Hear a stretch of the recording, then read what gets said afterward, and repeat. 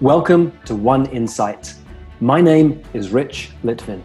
I grew up in London and I now live in LA. And this is a podcast for extraordinary top performers. You see, I've coached some of the most successful and talented people on the planet. I see what most people cannot see, and I dare to say what most people wouldn't dare to say. And what I know about success is that on the other side of it, it can actually be lonely.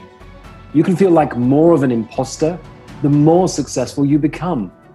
And when you're the most interesting person in the room, you're actually in the wrong room. I coach around insight. Life looks one way, something happens, the world looks different, and your entire world changes. It can happen in an instant. And this podcast is called One Insight because a single insight can change everything. Barbara is an incredibly brave woman. She tells me the story of how she left Poland without a single word of English to come and work in Ireland for a big corporation. She tells me the story of how she left that job about 8 years later to become a coach because she knew it was what she wanted to do in her bones. So I get her story about how brave she is. And then she tries to enroll me in the fear she has about what's coming next. Except I'm not buying because I already know her story. I know she's far braver than I would have been in either of those situations. It's really valuable to listen to your clients' stories. And it's also really valuable at times to not buy into their stories. And once again, one of my favorite moments is when I say, let's cut, we're done, we're complete. I audibly hear her sigh. So I see Barbara relax into her chair and I know, we're going to keep going. And we carry on with the conversation after I say cut. Listen all the way to the end. I think this is going to become part of what we do in these calls in future because the moment I say cut, the person relaxes and then they're no longer performing even. At an even deeper level, we get to an interesting insight. So I really enjoyed this conversation. Hello, Barbara. Hi, Rich. Feeling some energy in your body right now? Oh, yes. It's excitement and yes, I think mostly excitement. Yeah. Nice. You know, the funny thing is, we can't always tell the difference between nerves and excitement. We have butterflies in our tummy. It's moving around. Our fingers are tingling. Our heart is racing. It's actually the same sensations when you go down to the level of sensation, whether it's excitement or fear or anything in between sometimes. So great. You're alive. That's all it tells us. You're alive. Yes, I feel it. Cool. Good. Me too. And here I am. So what would you like to talk about? I've been thinking about it for a while and I went through a big transformation in my life recently. And what I feel it's not done yet is me being apologetic. And not only apologetic when I reach out to people, because now I'm coaching. It's my full-time job. So I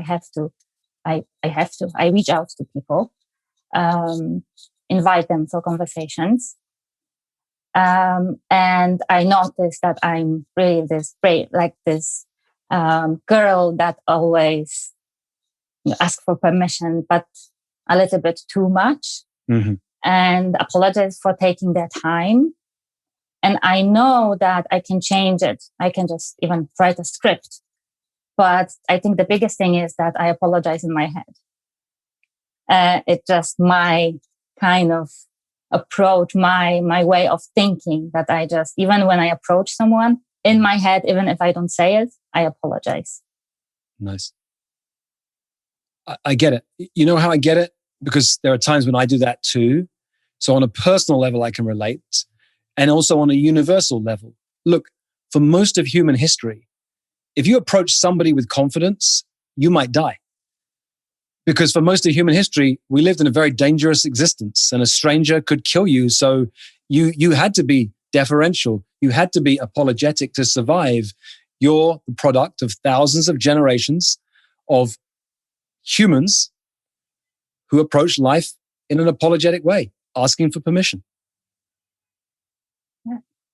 But I think it makes me not as powerful in my message as I could be. 100%. I'm just going to the personal and the universal to have you know it's okay. We can talk about how to solve it in a second, but if you don't get it's okay, then you're in judgment of it and you're in judgment of yourself. And the more you resist, the more it persists. So the moment you can relax, you know what? That voice in my head that's saying, you better apologize, you better ask for permission, that's the voice of thousands of your ancestors trying to keep you safe. It's the voice of the little girl inside of you who knew that if I'm apologetic, if I ask for permission, I'll be safe.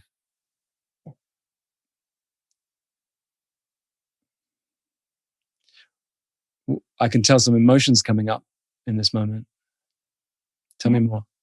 Yeah, because it's true.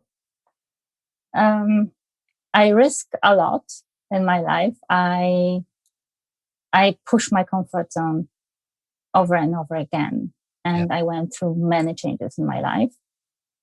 And I think I just apologize or I'm careful because it feels like I'm risking too much. Yeah.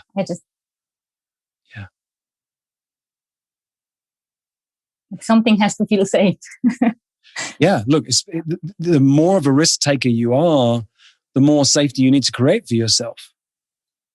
So I can feel that energy in this moment, that fear or concern or worry that I might not be safe. Even though you're a risk taker, or not even though you're a risk taker, because you're such a risk taker, you've got to create safety somewhere.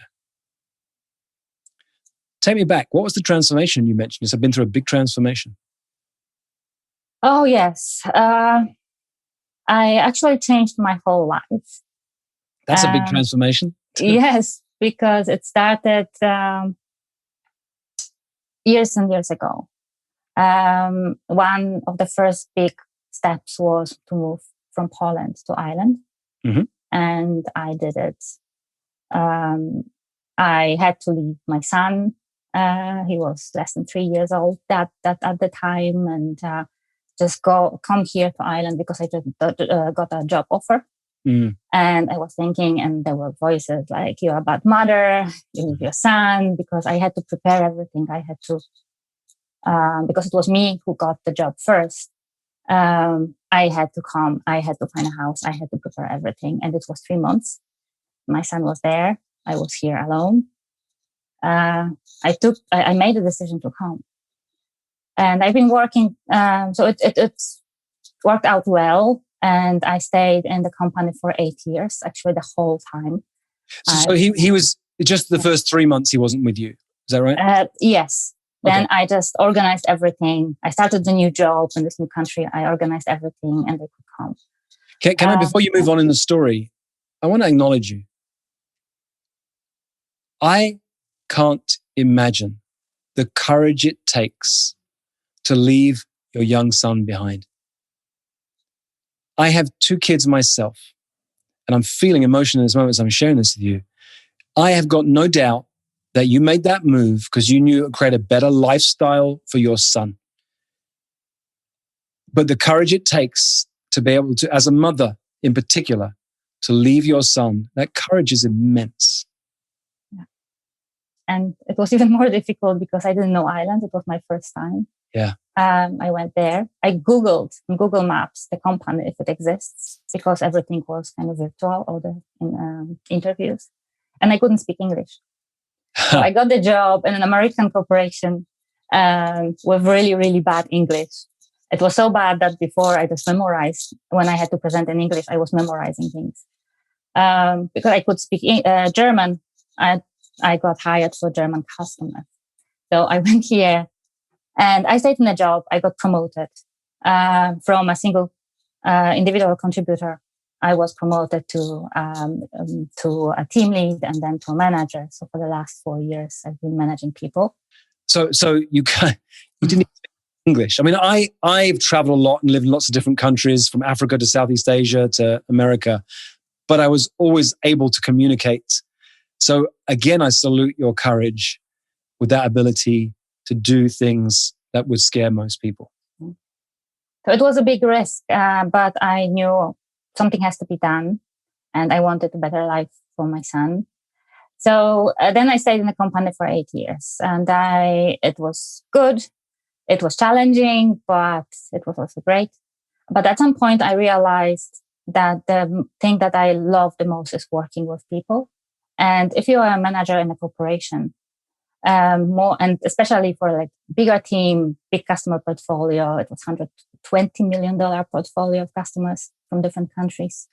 So big responsibility. And then you have to focus more and more on the bureaucratic side, the internal politics, and reshaping things. And I realized that less and less time I could spend on working with people, being with my team members.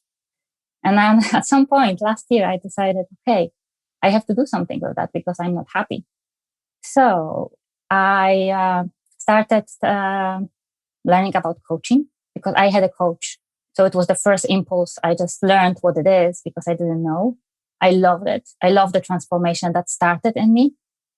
I love to have a person that I really can openly talk to, who's not judging. And then I don't have the fear of being judged by a person that is close to me. So it gave me the courage to say more and more and think. And then I just started to, I got a diploma in coaching, made my accreditation. So, and I left my company in February this year to coach full time. So let me notice something else. In 2005, I was fired from a job. I look back now and I'm very grateful because I don't think have had the courage to leave that job. At the time, I begged for that job back, but that particular boss, she'd only been arrived 2 weeks earlier. She knew she wanted her own team. I was appointed by the previous guy, so she wanted me out, so she created her own team. And I'm ashamed to say, I begged for that job. Don't let me go. You know what? You had the courage to leave a job that wasn't right for you. I knew that job wasn't right for me. I didn't even like her. She'd been there as a consultant for a couple of weeks before, and I hated her. She knew it. I can see that now, but I wouldn't have had the courage to leave, and you did. So I'm hearing story after story that you tell me that you're a woman of courage. Yeah, you might want to mitigate risk and take precautions. That makes sense. Courage isn't doing things that are crazy, but you do things where, the word courage comes from the Latin cur, means heart. It means you follow your heart. So you're a woman who I can see follows her heart, even if it's scary. Yes. But it's like now what is happening is like completely new. It's really new. when I think back, yes, you're smiling. Yes. I'm smiling because I saw you catch yourself before I had to. Yeah, when I moved to Ireland, everything was new. Yeah. It was the same. Yeah. So you made the mistake of telling me your stories. So now you can't try and pull the wool over my eyes and say, this is different. Don't get me wrong. Each new thing that we do that it requires courage feels scary. So there's something new right now. It's the creating clients piece, and there's bits that feel scary. But I know you know how to do scary. It's just who you are. You know how to do scary. So let's put it on a table in front of us. What is that thing that you'd love to be doing right now? I love working with people. I had a call today with one of my clients, and we were talking about the energy flow.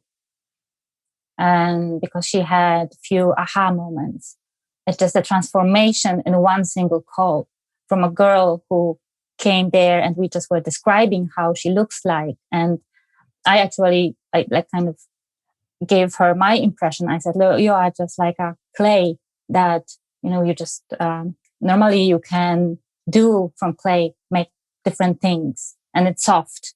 But then if it stays on the table for too long, it gets really hard. You have this ball of clay. And this was the impression I had. And she said, yes, exactly. This is how I feel. I feel so small.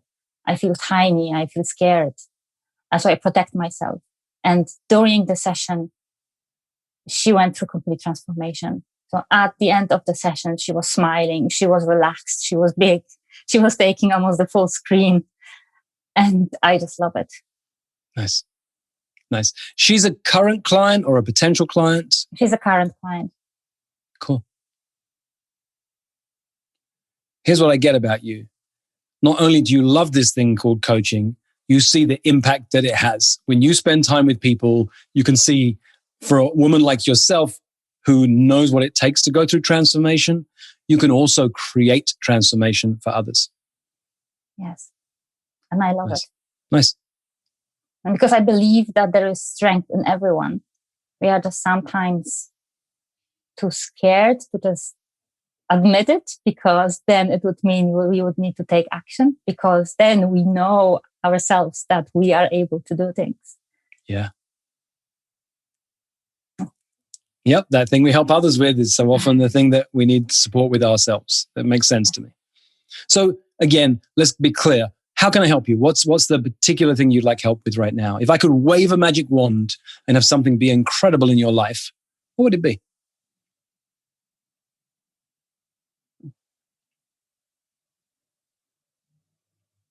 What I feel is that there is a membrane. That there is No. I'm going to hold you on my question. I asked this question for a reason, and I want to model for anyone who's watching and listening. Sometimes as a coach, you can keep the guidelines and hold someone in space. Sometimes there's a place to be present with a client and listen wherever they go. That's not this moment in time. I'm waving my magic wand. You didn't know this, but I'm your fairy godmother. I can wave a magic wand and grant you any wish. What wish would you have in this moment? I want to be bold. I want to be able to... Well, hang on a sec. Yes. This is the funniest way I can put it. Dude, you're one of the boldest people I know. You just shared that with me. You left Poland to go to Ireland because you knew that would create a better life for your son, and it meant you had to risk leaving your son behind. You didn't speak a word of English. You left an 8-year career at a huge corporation because it wasn't fulfilling you anymore to go and do what made you come alive. You don't even need to wave my magic wand to help you be more bold. But I'm bold in my own area. So tell me, get specific. I'm going to wave a magic wand. How can I help you? What specific area would you like to be more bold in, Barbara? Talking to others. Say more, because we're talking right now. Yes. You don't need courage talking to everyone. Presenting the power or the powerful energy I feel in myself, but I struggle with communicating it. Well, why would you try and communicate it? You know, the heart of The Prosperous Coach, the book, is don't try and sell the concept of coaching, sell the experience of coaching. I mean, if I try and sell the concept of coaching, what can I say? Hey, Barbara, you and I are going to talk and your life's going to change. Well, what else, Rich? No, that's it. We're going to talk a lot? No, not a lot. What are you going to say, Rich? Probably not very much. Actually, I get paid a lot of money to be silent. What can you say? You can't sell that stuff. So you don't. You give people an experience and then you make it more powerful. And some of them go, that was amazing. How do I do more of this? And once in a while, when you have someone like the client you just mentioned to me, and she says, oh my God, that was amazing. I felt like this before, and now I feel like this. You say, hey, I wonder if you can help me. You see, I build my business mostly by invitation and referral. I love seeing the impact that you get from coaching. Is there one person you know who you think might get value from this too? And then you bite your tongue and say nothing. And my wording was very deliberate. Not, do you know anyone? Or would you get back to me someday if you could think of someone? You say, if you get value from this, because I can see you can, because I build my business in a very unusual way, one relationship at a time, is there one person who comes to mind who you think might get value from this? And some of the time they'll go, oh yeah, you know what? My sister-in-law or my old boss or my friend Kate And then you can say, well, will you tell them about the work that we do? Because I never make cold calls, and don't make a cold email introduction. Don't just go, Kate, meet Barbara. She's amazing. No, go and tell Kate about your experience with me and ask her if she'd like to have a conversation. And if she would, I'll block out at least an hour of time to spend with her. And it'll be your gift from you to her. Yeah. So I got into some specifics there to take away the fear about how to do it. There are other ways too. But what's coming up as I shared a couple of things with you? It feels, I don't know if that's the right word, but it feels easy. Yeah, because it's the truth. In that moment when she's had a great experience, you say, well, hey, look, can you help me? Now, that reminds me, what does it say on the picture behind you? Because I asked you when we got on the call before we started recording, there's a picture behind you and it's in Polish and it's got a woman lying face down. What does the wording say above her?